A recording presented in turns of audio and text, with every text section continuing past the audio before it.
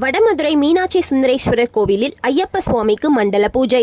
வடமதுரை மீனாட்சி சுந்தரேஸ்வரர் கோவில் வளாகத்தில் உள்ள ஐயப்பன் கோவிலில் ஸ்ரீ பொன் ஆபரண தர்மசாஸ்தா அறக்கட்டளையின் சார்பாக 54ஆம் ஆண்டு மண்டல பூஜை விழா நடந்தது.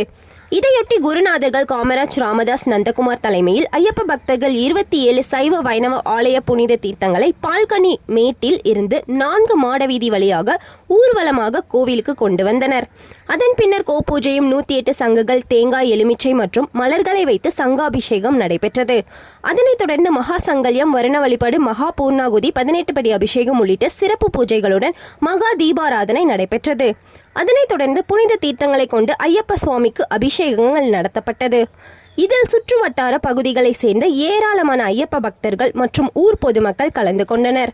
நிகழ்ச்சி முடிவில் அனைவருக்கும் அன்னதானம் வழங்கப்பட்டது.